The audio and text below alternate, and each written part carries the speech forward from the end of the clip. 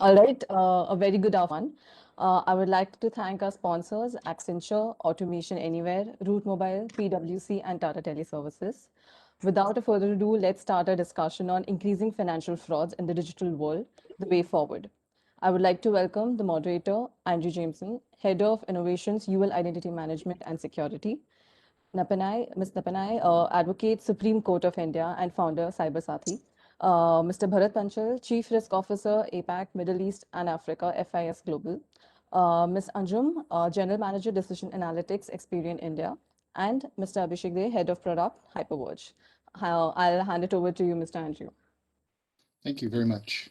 So the topic today is increasing financial fraud in the digital world. So what I'd like to do at the outset is just go around the group very quickly and ask if you, first of all, agree if fraud has increased and if you think that is because of digitization or for some other reason. So Napanai, let's start with you. What do you think?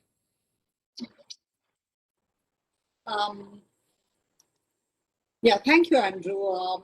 See, the problem is that since we're seeing a lot of it now, there is good reason to assume that we are having an exponential increase right now in terms of financial frauds or digital crimes. But I can tell you from experience that these are not new. They were already there. We were facing an increasingly evolved criminal scenario the minute it came to cyber crimes. It's just that we are using digital spaces a lot more.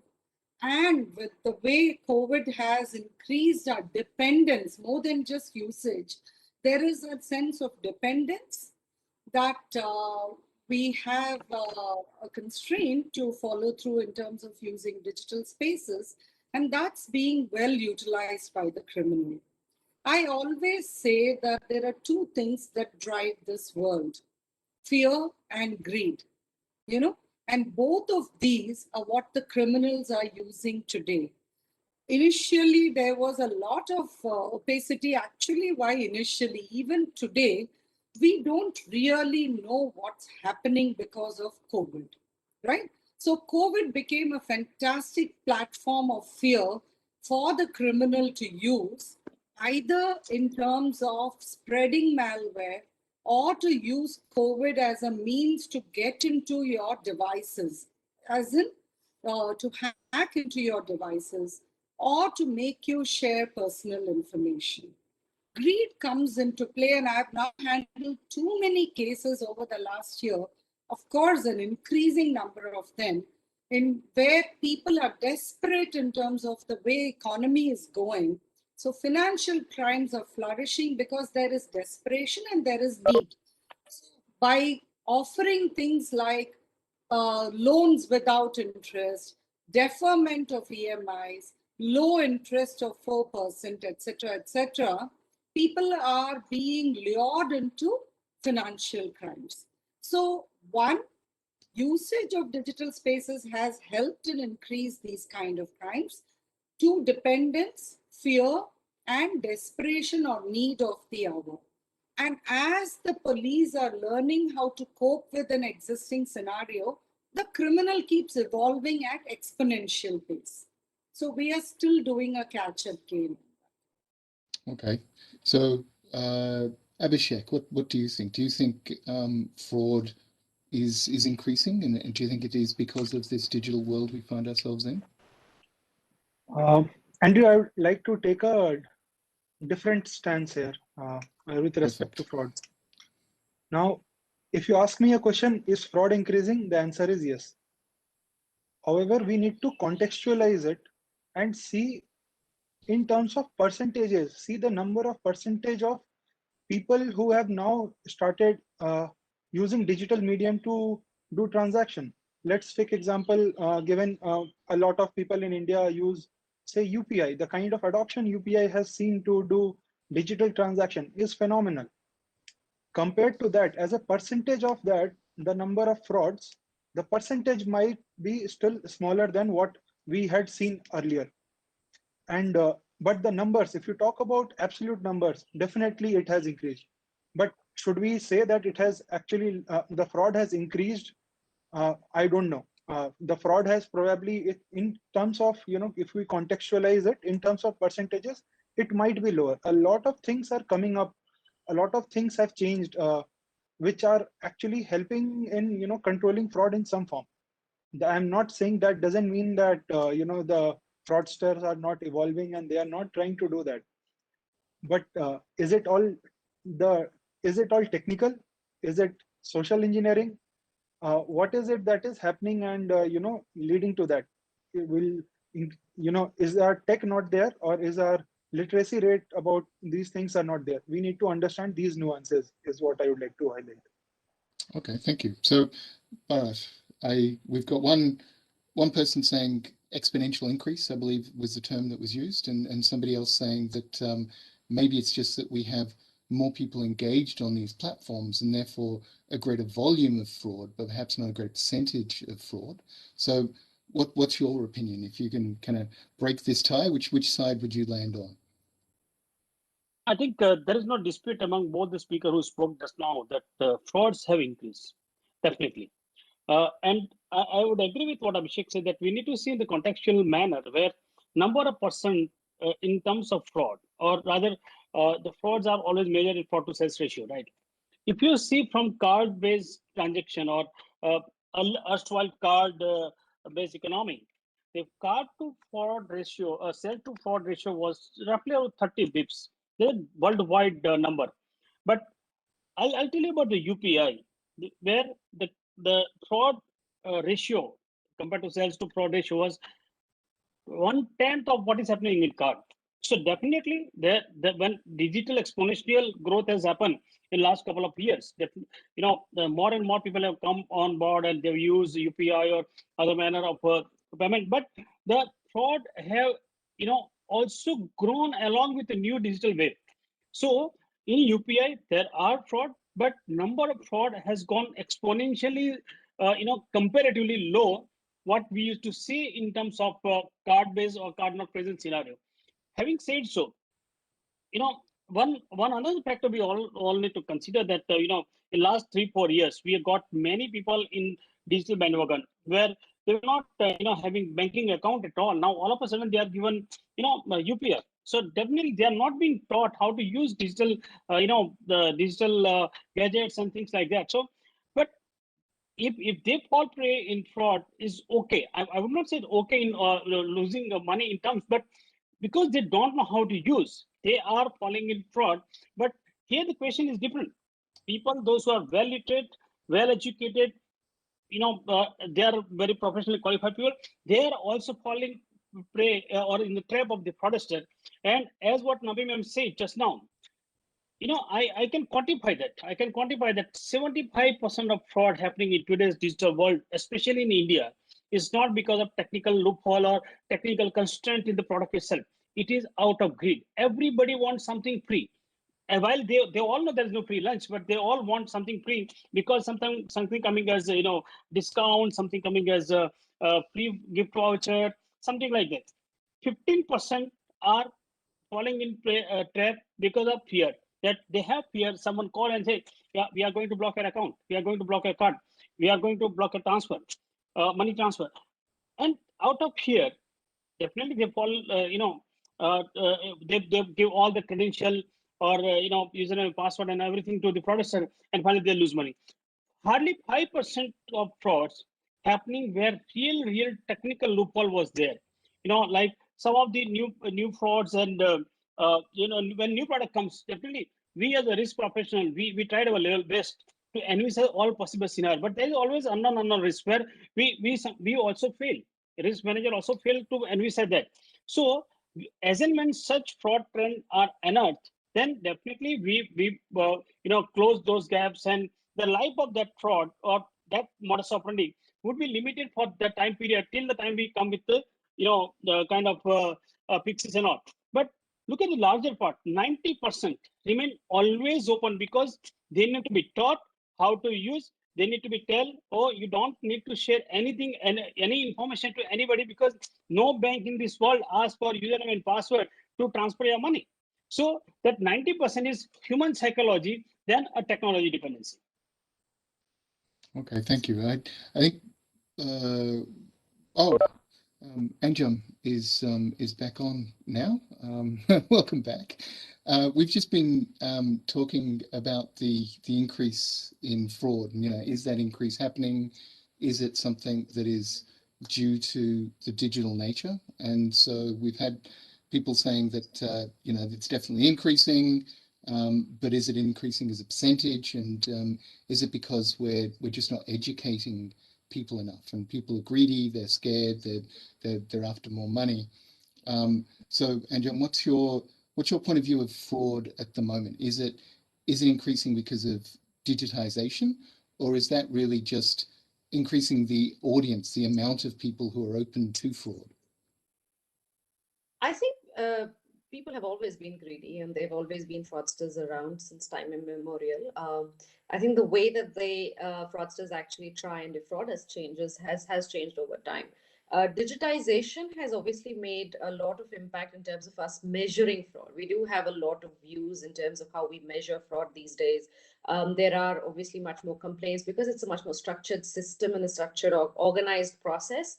You are able to see a lot more fraud, and you are able to therefore report a lot more fraud. But I would still refrain from commenting that fraud has increased because specifically of digitization. I think there are many other reasons for which we are aware of more fraud that is happening. And one of the reasons is obviously measurements. The other one is also I think generally as a population, talk a lot more about fraud than we did maybe 10 years back. And that's again something that's led to this construct, this perception that frauds is increasing over the last few years, especially with digitization that's come into play. Obviously, also the fact that a lot more people are doing digitalization, the generic populace that is vulnerable to this increases.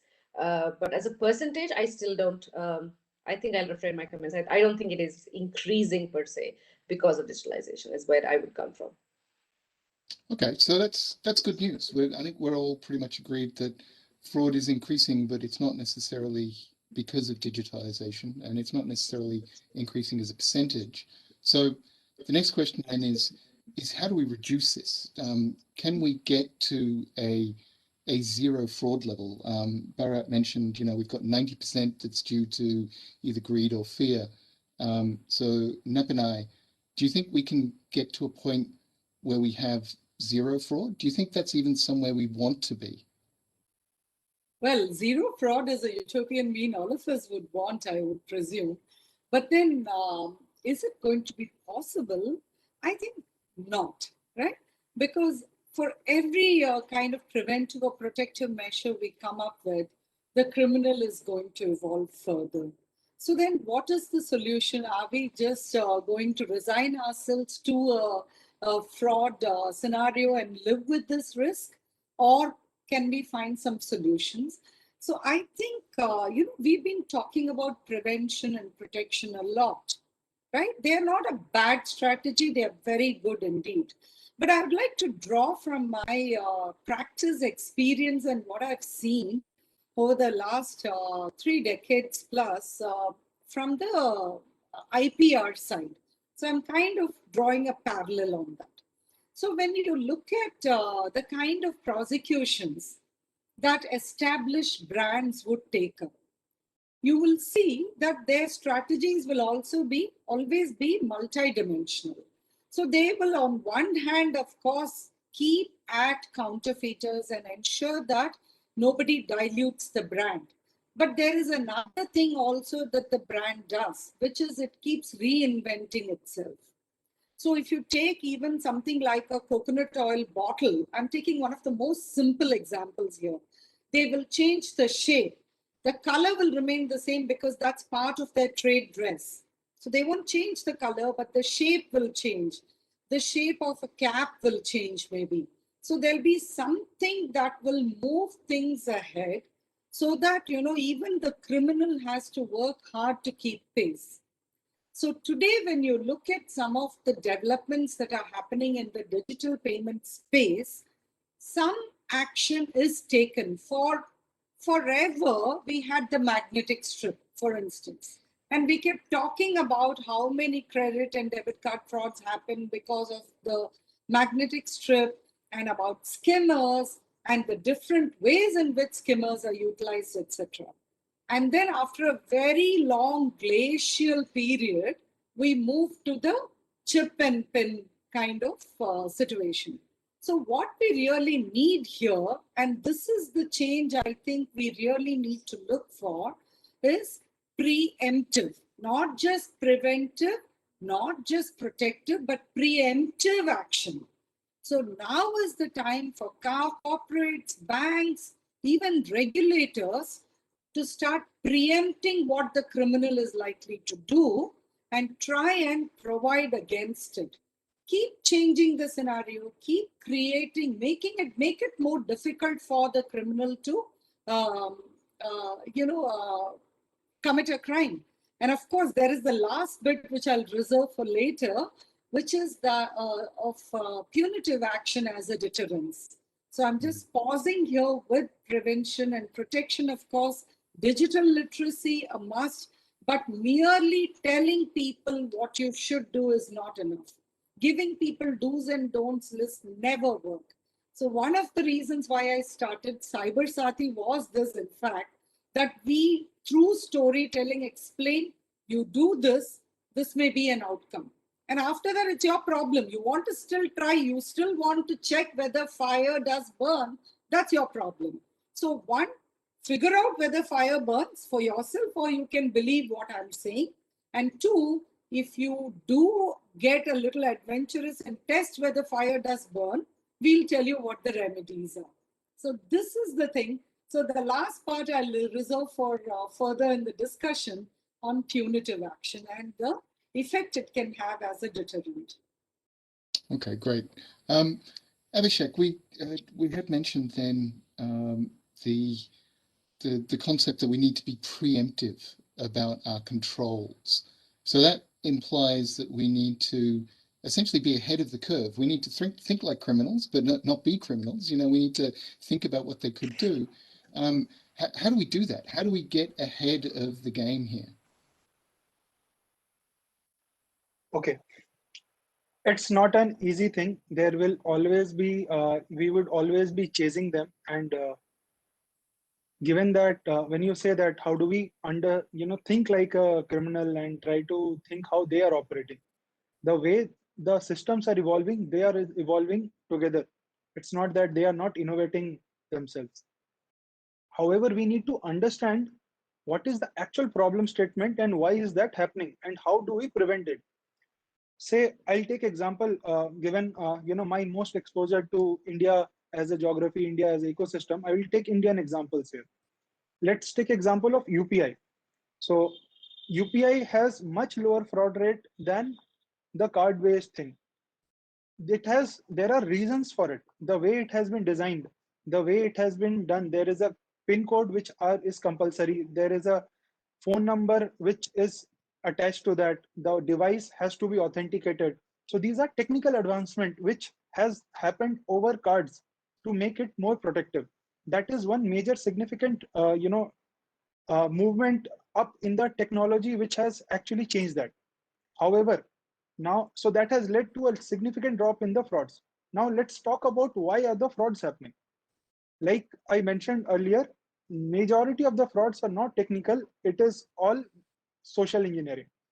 Now, when we talk about social engineering, right, it can change with time. How and we have to keep catching up on that particular part. I'll give you a couple of examples here. When UPI started, Google Pay made it way too super simple for everyone to start using it. Now imagine my probably I'm taking a persona like say my mother, or even someone like my uncle who is just new to UPI. Someone just sent him a request. It's not a send request. It's basically a request to collect money. They felt that they will get 10,000 rupees by entering the pin on that particular thing, and someone did that experiment and they lost money. Now, this particular thing was identified real early in the problem as a problem, and it is being fixed through UI challenges, because now we are showing that you are going to pay, you are not going to get money. this was initially, this kind of things were happening. Now a lot of changes in the UI, a lot of changes in the apps, like say WhatsApp doesn't allow you to send a request money. They don't have this feature to stop such frauds. This was one level of thing, but soon everyone caught up with this particular thing. Now I'll tell you something new which is happening. So suppose something breaks down at your place. What do? You go to Google, search, okay, Samsung customer care. You don't go to the Samsung website, but you see Google's first response, first result, and you dial that number because that is your default behavior. Now, when you dial that number, those numbers don't belong to actually the Samsung guys or the Sony guys, whosoever is doing the customer care.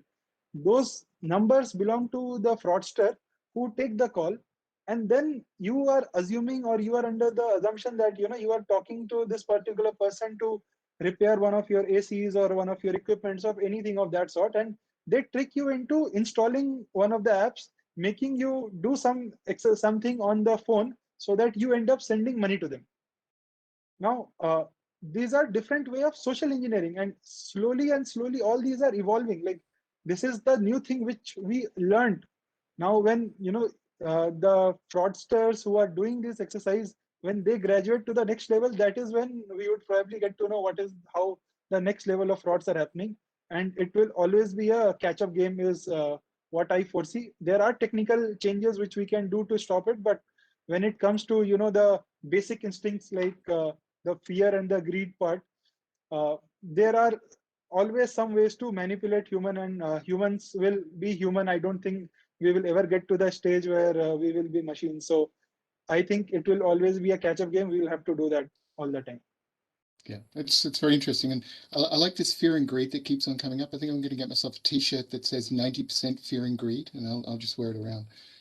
So Bharat, we've heard a couple of examples there about mobile being used as a platform to commit fraud, for mobile payments issuance, and also people installing apps that take money or identity from them. Do you think mobile payments, the increasing use of mobility, do you think that has made us more or less secure? Do you think that is an increasing problem that we need to combat into the future? So let me start to answer a couple of points what Abhishek made, and I was happy while he was talking about that UPI alias. People thought this and this happened, and then I'm the man who has designed all this control while UPI was launched or designed and rolled out, and later on, I have also learned a lot from fraudsters, to be honest with you. Because like police has their own network of informer, I have my own network in Jamtara and Devgar and Chapra and all this part. So I have literally established my connect with the fraudster, because you just cannot think everything on the fly. But good thing I must tell you that when we designed UPI, we were not having any benchmark anywhere in the world, because when you roll out a card scheme, you have some or other data available, either Middle East or Asia or Europe or America, where you can benchmark that, okay, this much fraud are expected. Whereas UPI is a completely new channel. You just cannot make out that, okay, what may go wrong. Like, very simple example. When you install a UPI and when you need to register yourself, the OTP which comes, it was enabled for, validity was 15 minutes. We never thought that within 15 minutes someone can make a fraud. And actually the fraud were happening because of, the SMS spoofing and all. Then after having feedback from a couple of people, I reduced that 15 minutes to 30 seconds. Now, look at what fraudsters are, and this was completely out of box for me, that fraudsters were telling people that, look, if you want to get this money, you have to send this SMS just in 30 seconds. If you put in 30 seconds, then instead of money will come back in our account. Again, the social technique used, and literally I've seen people, they were sending SMS in 30 seconds. So, one after one, whatever you think, of course, they are always 2 steps ahead. But having said so, why the mobile is more safe and secure? Because one, it has larger bonding, or or rather I would say strict control around your own device, because when this card present or card not present in any of the scenario, when it comes to mobile, if you have strong authentication and security inbuilt in a product, then probably the chance of losing mobile is the only cause by which you can get defrauded or fall in the prey of the fraudster. But in case of a card, when someone take, we have seen many such cases where somebody has used card when, and rather I have investigated cases where son has used father's card without his knowledge, and father has filed a police complaint that my account is debited. So, these kind of issues are also there where somebody pickpocket your wallet and you misuse the card.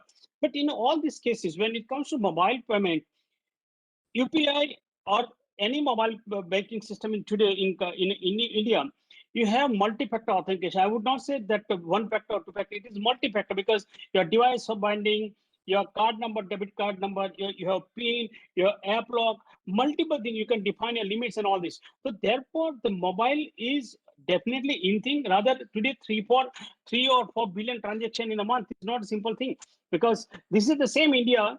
This is the same India 8-10 years ago. We were literally struggling with the bank to come on board and use IMPS real-time mobile payment system to transfer one account to another account, and we were literally celebrating 1,000 transactions a day. We have a big celebration. Though we clocked the 1,000 transactions today. Look at in just 10 years, from 1,000 transactions a day in one product, we are making 4 billion transactions in simple in UPI. So that itself is a case where people have adopted, just not because it is cheap. I mean, India is a country where you are paying lowest anywhere in the world in terms of banking, payment transaction, or internet or telecom. So people are taking advantage of this whole infrastructure with high speed mobile, the penetrated high tele density, and on top of there's a very very sophisticated, at convenient and affordable payment infrastructure laid down by Indian banking ecosystem. So I believe that mobile is there, and I may not be wrong. After maybe 5 or 6 years down the line, probably there won't be a card, there won't be a physical card. Maybe we will live only with the mobile wallet and most likely virtual card. That's the time I foresee here. Okay, very interesting.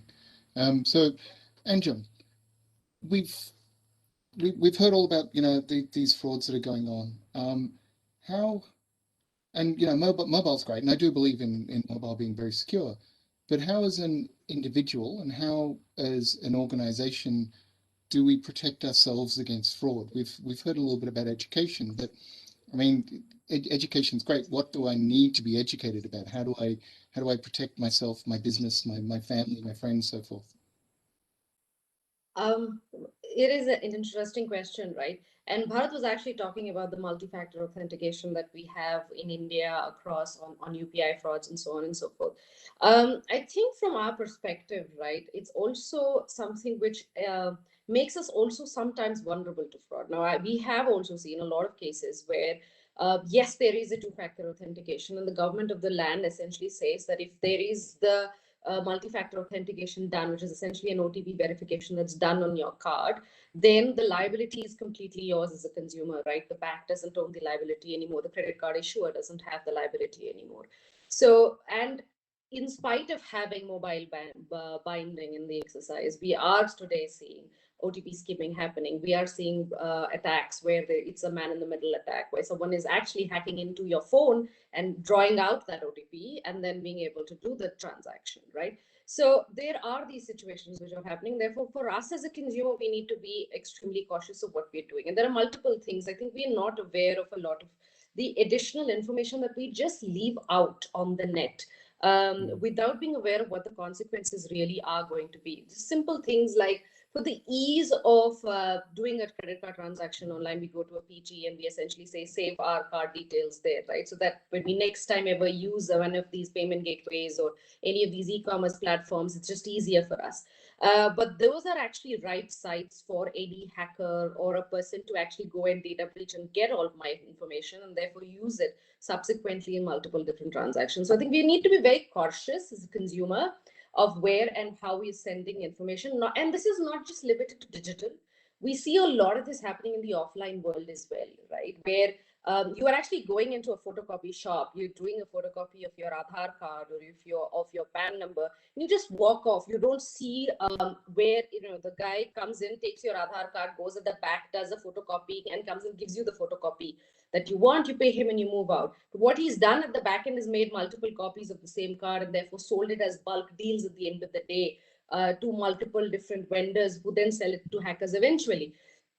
So I think that's going to be important for us to note is where all are we actually sending our identity information, and it's identity largely, right? It's not just credit card information. It is my entire identity information which is being stolen and then being used in different forums in different ways through synthetic identity creation or through identity theft.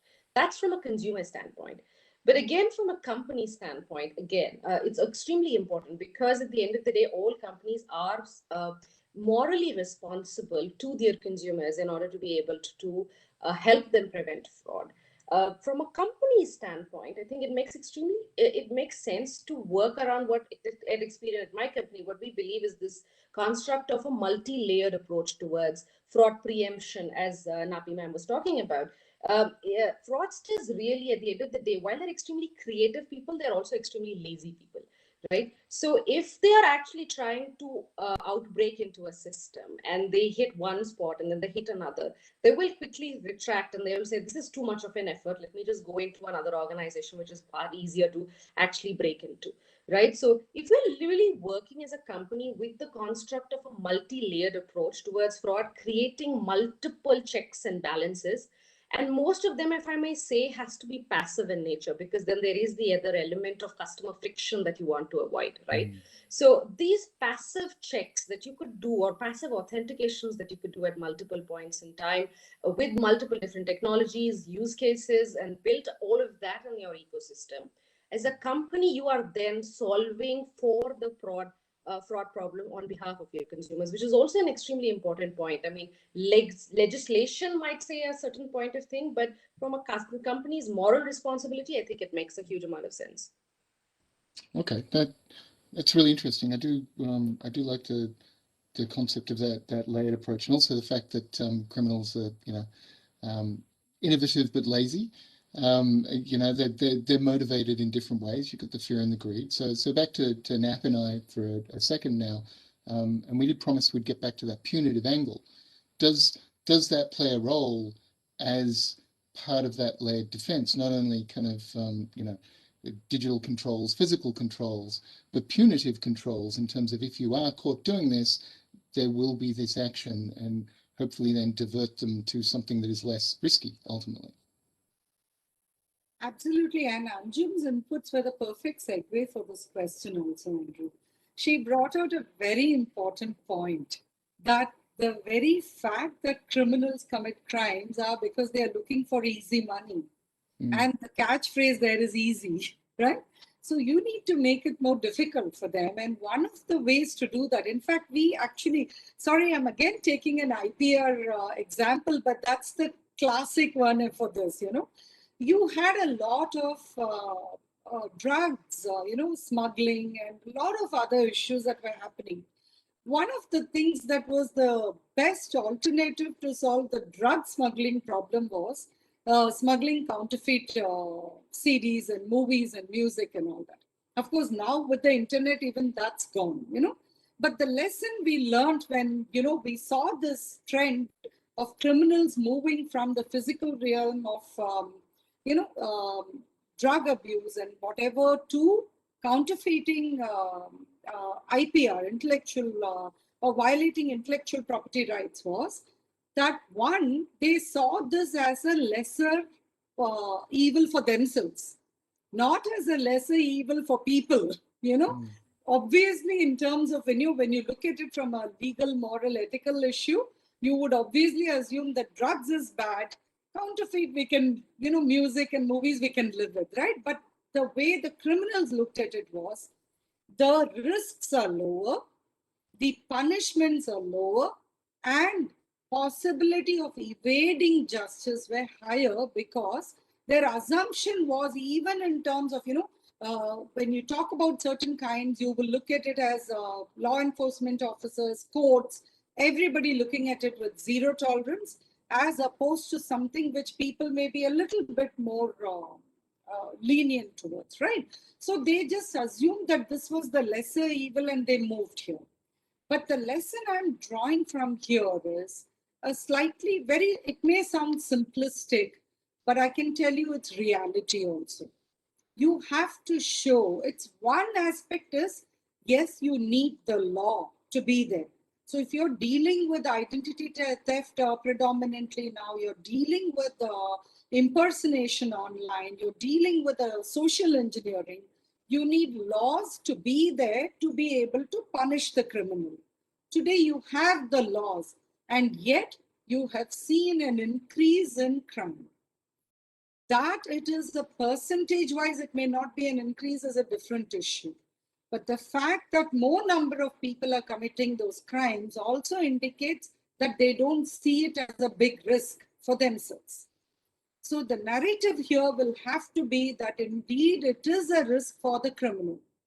Unless and until we are able to not just create the narrative but substantiate it, it's not going to work.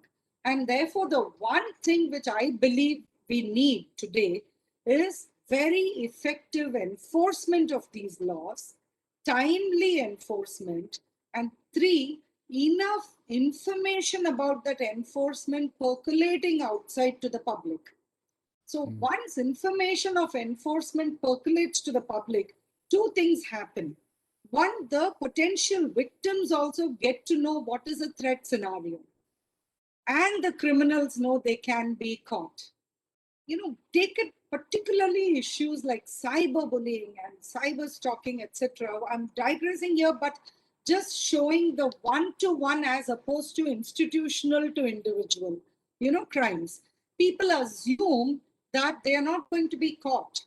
And today, when we are talking about a cyber criminal who is doing institutional to the individual, who still believes he is not going to be caught, then systems have definitely failed. So we need to really show that systems do indeed work.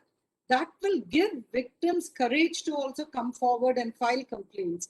You look at the numbers that an organization will report in terms of how many financial frauds are there, and look at the National Crimes Bureau records information on how many cybercrime complaints have come in or registrations done, you will see that there is no comparison. We are dealing with millions of frauds, and we are talking about a few handful, thousands of complaints coming in. That also shows a trust deficit in systems. So when you ensure that this narrative of effective enforcement goes out, of course, one, there is a preventive mechanism that people will learn about trends in cybercrimes. 2, when they do fall victim, they will have courage to come forward and file complaints. And most importantly, this is first principles for any legal framework. Deterrence as a mechanism of criminal jurisprudence. And that is failing today, and we need to prop it up. We need to buttress it with effective enforcement and give faith to people again in approaching systems. Okay, so we talked a lot about enforcement there, and the fact that we've got these large amount of fraud and a smaller amount of cases. So Abhishek, when we look at the digitization, because that's the topic of the discussion today, I think that's lending a boldness to the criminal because they don't have to be there. They're not physically taking something. They can do it remotely. They've got tools for identity theft. You've got the potential for hiding your computer identity virtually, your IP address, and all these sorts of things. You can even use deepfakes and so forth for eKYC. So how do we prevent that? How do we help tie up the capturing these criminals so that we can bring those punitive measures in? Great question, Andrew. And I would like to answer it in 2 parts. Now, there are one thing which ma'am brought out was around creating deterrence to do that particular thing. Now, when we talk about deterrence, the way we need to approach it, or either actually how I feel we could approach it is not just through judicial route and through that. There are a lot of technical route as well, which can where you can make it super difficult for them. Deterrence is not just about deterrence through that. Deterrence could be about making it super difficult for them to even do that. And the one thing which that finally leads to is the ROI on that particular thing would be much lower. Now there are the tech has evolved in a way which can actually lead to a lot of those things, coupled with a lot of, even if I had to talk about say India as a context, public infrastructure, the way Aadhaar database, the identity has been built, a lot of trust is there on the Aadhaar database, and it enables, there are multiple ways through which you can directly connect with Aadhaar database to do a say a KYC process of the customer. Say even with all the KYC leaks which have happened, right? Recently we have been learning about so many leaks which are happening from across the org, from different orgs. If you still have your onboarding mechanism where you are taking just the digitization, say the front and the back of the card, and you are saying that this is the person I am verifying it, there are very high chances that they would be able to dupe the system. They can replace, there are the Aadhaar numbers are easily available, the details are easily available, they can change the photo, and they can basically get into the system. But if you rely on central databases, again, in India there is central database. Overall in the world there is a lot of talks about decentralized identity, and that I believe the next set of things which would come in the identity. It has already, the movement has already started, and a lot of softwares, a lot of open protocols, open systems are supporting those, creating protocols, creating platforms, and people are building applications on top of that. So if I have to take example of that in India, Aadhaar, if you authenticate each and every onboarding through Aadhaar database directly, or take the input which could be verified, suppose Aadhaar offline verification process, which gives you a digital signature which you can verify whether it has been tampered or not. If you are following that particular route, there are very high chances, there are actually very minimal chances that you would be able to do that. So that combined with other things like, say, I have submitted my application, this is my identity card, but now the next step is I have to verify whether this belongs to me. That is when few things which were spoken, that is around say passive taking, or say taking the photo of the customer and verifying it with the liveness, whether this is a live customer, and this is done passively. There are texts which has evolved in a way that this could be solved. Now, this was the first part on the tech side of things. One extra element on just the tech side of things, which we are talking about, deepfakes, right? The way deepfakes are coming up, it is a huge challenge. It is going to become a huge challenge in a lot of places. However, there are still, it has not matured enough, and there are there are ways in a technical way to deter those things. Let me bring it up. If you, in a video based KYC process where you are insisting that on the other side there is a person who is also checking whether you are the same person or not, if you enable the capture of the video properly, if you are able to stop someone else manipulating the camera on the phone, you would be able to stop the deepfake. This is first. This is on the technically how do you solve it. The other set of things are, if there is a other person on the other side, why don't you keep it, the interaction, in a way where you ask a random question, where a deep fake is not probably prepared for it, or is something which is personal. You don't always have to have the most advanced deep tech to solve this particular problem, but making the changes in the flow. Say you ask a personal question, okay, tell me, I mean, this is being done at a lot of places, a lot of such fraud cases are being caught. You just ask one question, okay, tell me the nearest post office name. Now the deep fakes are not totally that time ready with that particular thing, or the nearest school. You have already checked where this person belongs, and you have checked for the 5 schools nearby. Now in the flow itself, you ask that, okay, tell me the nearest school. If the person actually belongs there, they will be able to answer that. A deep fake might not be able to do that. So there are ways in which we implement technology which would be able to deter this particular thing. And obviously, this is the, I mean, for now, this is where we are right now. With deepfakes evolving, I think our technical solutions would also have to be evolved. Our products have to evolve and try to solve this particular thing. This is where I feel tech can play a huge role, and it's not just tech. We are not talking about the feasibility part here with the tech. We are also talking about the usability part, where that was my second point. That when we are talking about deterrence, we are talking about stopping someone. The education part, the onboarding them onto the new platform, onboarding them on the new technology, that part needs to be handled quite well in order to solve for these particular things. Okay, so we're almost out of time. There has been a customer. Oh, there's going to be a bunch of customer questions that have just come through, but let's start with the top one there. Bharat, a customer's asking if they have to submit multiple KYC documents. Is that not a problem? Shouldn't we have a centralized KYC to minimize the risk and make the process more streamlined? No, I We think have, there sorry, was 3 minutes.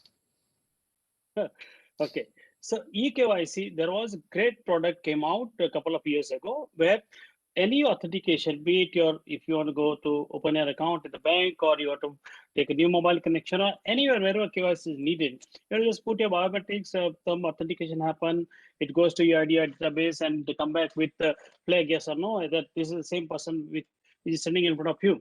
So I think that was really great use case. Somehow that got into some legal issues, and Supreme Court has banned it. But I can tell you definitely, because at that point of time, I had seen so many of fraud which used to happen earlier using a fake document to take SIM card, and then the customer goes to the telecom operator that I lost my card or my SIM is not working. He pretend to be a Bharat Panchal and take my document and get the SIM card, but that SIM card was used to commit a fraud with my account, because then he called to the telco and changed his number and all these things. Sorry, to the bank. So that was actually happened, and I can tell you with the statistic that we were almost near to zero fraud, taking fake this is KYC document to use for opening a bank account or a SIM. So I can't comment about the verdict what Supreme Court has given, but yes, it is existing. It is to be used in the probably in the rightful manner. So that centralized KYC is there, and I have seen particularly the benefit of that. But having said so, with all KYC fraud and all this, see the larger issue. Look at the larger issue of tech solution versus KYC and all this. Till the time you have technical solution on day one or when you launch it, yes, you are quite passionate about that solution, but look at the reality on the ground. We also came out with the Aadhaar-based authentication biometrics for protocol AEPS. Can you believe that there are frauds happening with the wax use on some of the thumb impression is taken on wax, and the duplicate thumb is created, and that is being used for committing a fraud. Now, this is something which is beyond anybody's imagination. Right. So if people have gone to that extent, which technology is there which can stop even today? If I take take your username, password, OTP, and everything, there is no technology which can figure it out that this finger belongs to Abhishek or Andrew or somebody putting this part. There is no marriage between the username, password, and this finger while I'm entering my inputs to that. Technology understands yes or no, right? So it has its own limitation. Third, the education plays major role in Mumbai, and many of you might be aware that there was a lady in Bandra. She had shared OTP for 29 times. Can you believe that? And after 30th attempt, she realized that somebody is withdrawing money from her account for 29 times, and she was continuously giving that OTP. You can't you can't go beyond this these two teach somebody. Last but very important point, all we accept that cybercrime has become so big issue, but at the same time, it is international borderless issue where your jurisdiction or my jurisdiction has no role to play. this country, two largest breach happened in 2016 and later on Cosmos Bank 2018. I was the lead to investigate how this happened. I could reach out to the modus operandi. I could establish where money were withdrawn and used. And what I could not identify, who was the guy behind this. And really, it is very, very difficult. Even if I identify, I have no wherewithal to go and get this guy and put it behind bar that, yes, you did the crime, hence I'm putting you, in this. So all these limitations are there. So we all have to live in this given circumstances where technology, fraud, and innovation will, go hand in hand together. Yeah, I think that that pretty much sums it up, and we're at our time limit now. What I want to do is just end very quickly. Put your hand up if you think that fraud is going to keep on increasing over the next 5 years. Just me? Okay, so we have we have 2 up, 2 down. Okay, so thank you very much for your time, to my wonderful panelists and to the wonderful audience who I can't see, but I wish the best. Thank you very much, and I hope you have a brilliant day. Thank you so much, everyone, for joining in. It you. was a very exciting session, and we are sure the delegates enjoyed it. Once again, thank you all, and please stay safe. Thank you very much. Nice meeting Thank you, all. bye. Thank Thank you. you. Bye-bye.